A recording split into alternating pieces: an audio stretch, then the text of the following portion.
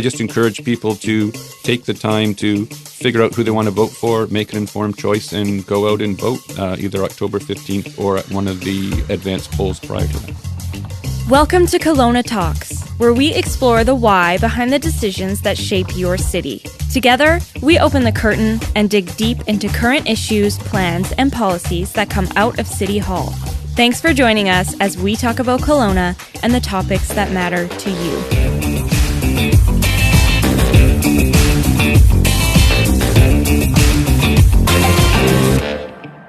Hi, everyone. I'm Bob Evans, Partnership Director at the City of Kelowna and host of our Kelowna Talks podcast. I acknowledge that our community is located on the traditional, ancestral, unceded territory of the Silks, Okanagan people. Well, it's almost that time. Has it been 4 years already? Wow. Yes, the time is upon us for the municipal elections across British Columbia. October 15th is voting day for the municipal government in our province, including Kelowna. And even though it's still August, we're starting to see candidates for the mayor and council come forward to our city. It's always an interesting time for sure, and I always look forward to it. Today, we're chatting with Mr. Stephen Fleming, our city clerk, to talk about everything that is election 2022. Welcome, Stephen. No, thank you, Bob. So first off, I always like to start off getting to know you a little bit better. So did you grow up in Kelowna? What do you get up to when you're not in City Hall? Can you fill us a little bit on who you are? Sure. So I grew up in Ontario, different cities, bounced around, moved here with my wife in 1991. We moved to Burnaby. And then in 2003, we came to Kelowna. So when I took the deputy city clerk job at the city, been the city clerk since 2008. So yeah, we've raised our boys here. It was a great place to raise them, and made Kelowna our home. It's the longest we've ever lived in one place, either of us or as a couple, is in Kelowna. Oh, nice. So when you're not city clerking, what do you get up to? What's your hobbies and what do you like to do? Yeah, well, I as you notice from my background, when I sometimes do Teams meetings, I like to read. I've got an extensive library.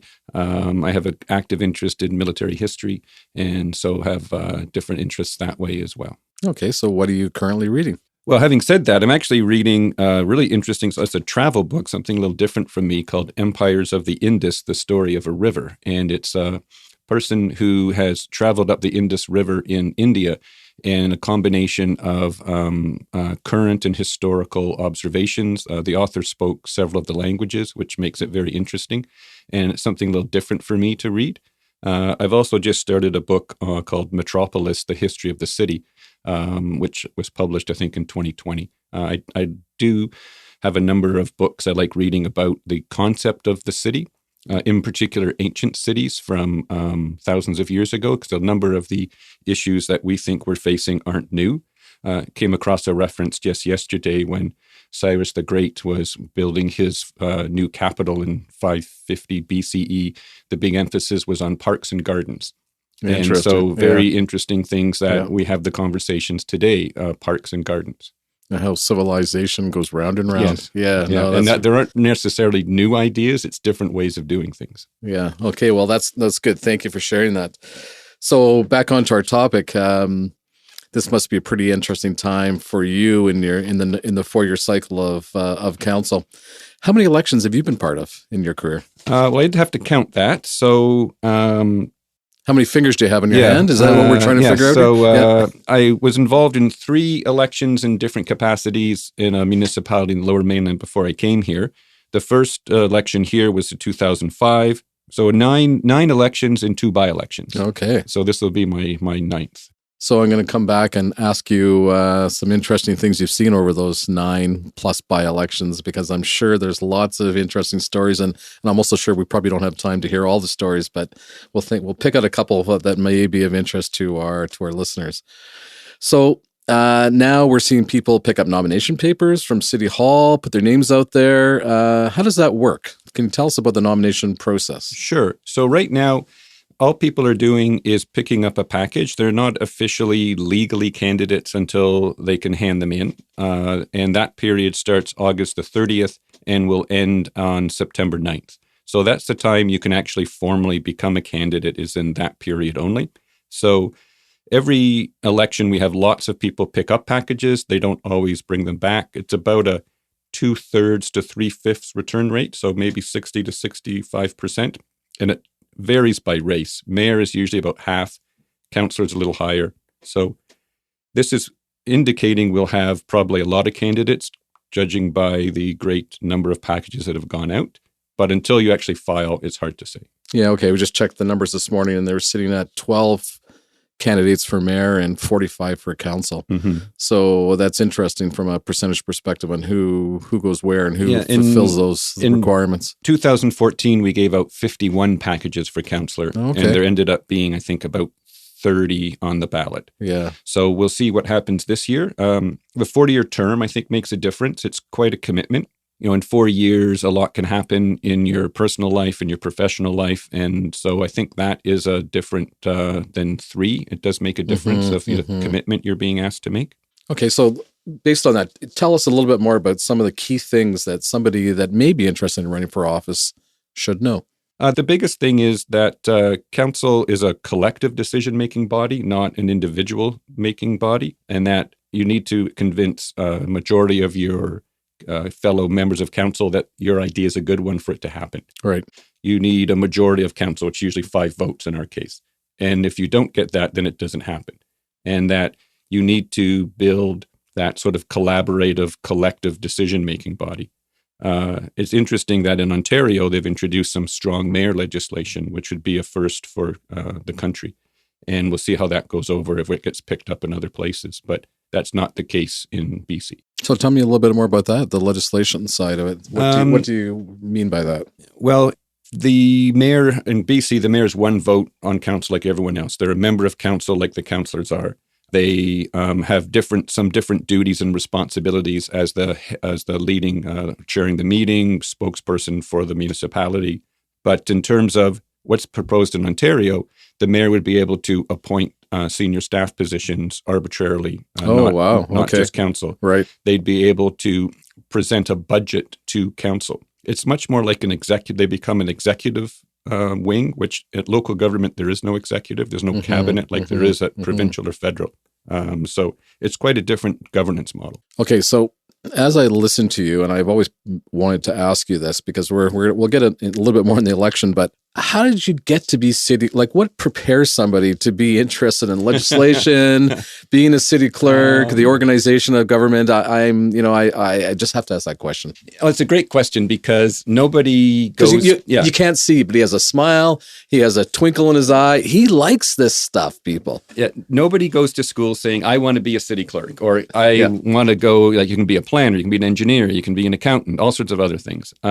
Most city clerks I know fell into the job completely by accident. Okay. As did I. I fell into local government by accident 26 years ago. I had to be talked into applying for a job. And it turned out it was in the clerk's office. I've always worked in a clerk's office, and I've done sort of every position you can do in a clerk's office over my career. But my master's is in something called Soviet and East European Studies, which doesn't even exist anymore.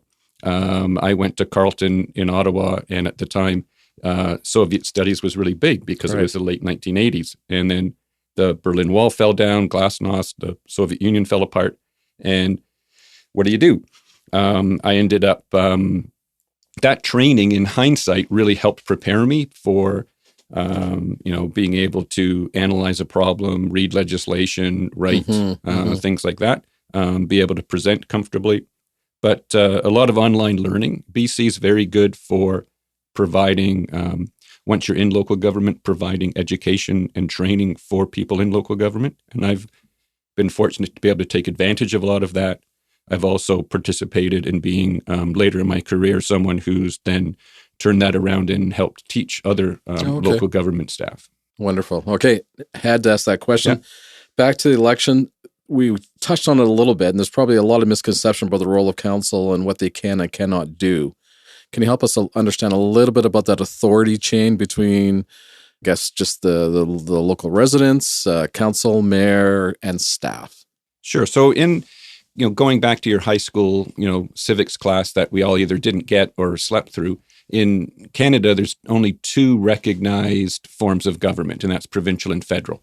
And so municipalities fall under the provincial sphere, which is why every province has different rules for their municipalities. And it makes it a little confusing because it might be, oh, here's a great idea from Brandon, Manitoba, or Winnipeg or something, but, well, they might not have the same legislation as we do, and vice versa.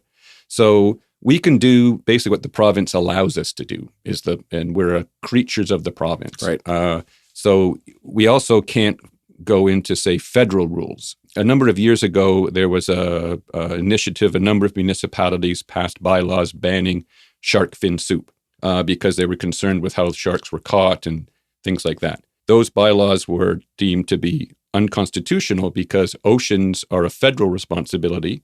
And so the municipalities had no ability to regulate what happened in oceans. Gotcha. So all those bylaws were struck down. Right.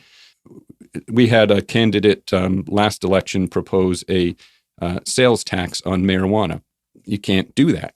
So without don't have the authority. Don't have the authority. Yep. And so whatever. And so you have to be aware of what we can and can't do. And that's part of the clerk's office job, is to answer that fundamental question: can you do it? Which is very, very different than should you do it. But the first question is, can you do it? Okay. And expanding again on what a potential candidates may be faced with, I want to ask about time and the time commitment of council. And as we grow as a city of Kelowna, as we know, we're one of the fastest growing cities in Canada. And there's many issues, and a lot of them are very complex in nature. So yeah, from a normal time perspective for council, what does it take? What do they put in? Yeah, and that's a question we get a lot. Ultimately, it's up to each member of council how much time they put in. You're required to attend council meetings. If you miss too many in a row, you can lose your seat. So that's the sort of baseline. You have to be at council meetings. Right. And then how much you prepare for them. We have a very tight turnaround time, and have for many, many, many councils, that you get the agenda package late Thursday, early Friday, council's Monday. So you're spending Friday or the weekend going over the agenda package. I know a number of the councillors over not just this council, but previous councils might go visit sites that are up for redevelopment or things like that. So we ask every council, are you good with this schedule? Because we can change it. It's up to you. When do you want your agenda package? To date, no councils said change it. I think as we get more complex, we might see that in the future, that council might want more time to go through their package. Right. Right now, council meets all day during the day on a Monday. Most Mondays, it's not every Monday in a month, maybe 4 times a month, say, and then 1 or 2 public hearings on a Tuesday evening. With the changes in the provincial rules on development, I think we'll see fewer Tuesday evenings because I think the rules will change. Okay. But those are another thing to prepare for. The other thing is the majority of our councils on the regional district, either as a full board member or an alternate, and they meet twice a month and have, so there's commitments there as well. And there's other external committees you might be on that might, like DKA or URBA or something. And so it's not a full-time job, but it's creeping up to, it's always been considered the mayor's a full-time job, and a councillor has about a third or so of the mayor in terms of the expectation. Sure, and the compensation isn't great either. I mean, this is, people don't go into this to make money. It's a passion, and it's a calling, I guess. Would you say that?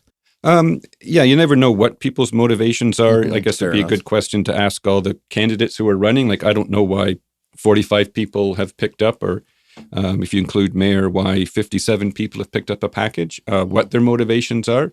I think they'd run the gamut of different things. Council did talk about, it does come up, compensation from time to time. It's always a controversial issue. Yeah, fair enough. It's public service. This is interesting. And you mentioned you're from Ontario, and I was historically, I'd like to say from Ontario because I've been in BC for a very long time. But we don't have a ward system, and that's quite common in other I wouldn't say common, but it happens in other provinces. So why don't we have a ward system, and how does council work in terms of representation? I mean, that's the whole point of a ward system, is that you feel like you're representing a part of the city. So can you help us understand that a little bit from our local context? BC does not have a tradition of ward systems. if you go back far enough, 1920s, 1930s, I think there were wards. I'm not sure why they disappeared. It's one of the many ways BC is different from the rest of the country, and most other major centers in the country have a ward system. There are advantages and challenges of a ward system. It's not something that UBCM advocates for. The legislation does allow a ward system should a municipality want to go that route. Lake Country has a partial ward system, which is a carryover from their incorporation. But other municipalities in BC have not gone that route for, I'm sure, a variety of reasons. Vancouver looked into it maybe 15 or more years ago. The council recommended it, and it was defeated at referendum. That's the closest I think anyone's come back to a ward system since then. Like any system of council governance, there's pros and cons to a ward system. And, for a variety of reasons, that is just not something that councils either here or elsewhere have wanted to pursue. Right. Okay. Interesting. Well, we'll see where that one plays out over time. And something else that you don't normally see, I guess, or generally see compared to provincial and federal elections is partisan or specific political parties at the municipal level. Can you expand on that a little bit too? Is it all just about the individual candidates, or I guess we have had slates in the past? Yeah, and just follow up to that, to the ward system as well, is that when a member of council swears their oath, their part of their oath is they'll take the interests of the entire municipality in making their decision. Oh, okay. And so I think that's a hint as to why perhaps ward systems aren't there. Ward systems can lead to more factionalization, perhaps. Sure. But, part of your oath is you're taking what's the best interest in the entire community when you're making your decisions. In terms of at the local level, elector organizations is the term used legally for a equivalent of a party. They're quite common in the Lower Mainland. They have not had much of a history here. A couple of times people have created them for an election. We did have 2014. We had 5 people run under an elector organization. Prior to that, we had, I think, 3 people run under one. There is one registered for this year, so we'll see how that plays out. And for whatever reason, again, it's people have run mainly as independents and not been part of formal elector organizations. And that's when the name of the organization appears under the ballot as it does at the provincial or federal level. And you can call yourself whatever election BC allows you to. So you said there was one already in process. What does that look like? How do you do that? Well, the deadline to register with Elections BC was August 2nd. So you had to meet. Done. Yeah. You had to meet criteria that is in the legislation, and then Elections BC basically says yes, you meet it, or no, you don't, and then sends out a list that says these are the elector organizations that we've approved that could endorse candidates. And then you have to have permission of the organization. Yes, we'll endorse candidate X, and then candidate X has to say, yes, I'll take their endorsement. Right. So and then that would appear on the ballot. So we'll see how that transpires this year and go from there. But it's something that has not been part of the tradition here. Slates are a bit more unofficial. Election advertising rules have sort of really tightened up, in that if you are going to advocate for an individual or a group of individuals, you need to now say who you are, where the money's coming from. And the election advertising rules over the past 3 or 4 elections, or 2 or 3 elections, have really tightened up. And this is in reaction to some of the things that were happening in the Lower Mainland, where people were spending huge amounts of money, billboards, and you didn't know who they were or anything like that. Yeah. So that a number of reforms have changed that, and that you now need to register. If you're going to promote a third-party candidate, you need to register with Elections BC and file some information so people know who you are and where the money came from. And there are spending limits now too. So looking for equality, fairness, open. And that, it shouldn't just be who has the most money can, buy it, or win or help influence. But we'll see how these, there's new rules again on third-party advertising for this election. So we'll see how that all plays out. There's an upcoming candidates forum. And again, this will probably play after that happens. But what kind of coaching or information session, what does that look like for you and for the candidates? Every election year, we've offered this for the past several elections. And it's really just a way for anyone who's interested. You don't have to be a candidate or have picked up a package, just to say, hey, here's the basics of how council works. This is, some of the questions that you've been asking, like how does council make decisions? How often do you meet? What's the time commitment? Things like that. And just so people have an idea of what they're getting into. We find that sometimes there's lots of misconceptions as to how council works, what the authority of members of council are or are not, what the authority of the mayor is or isn't.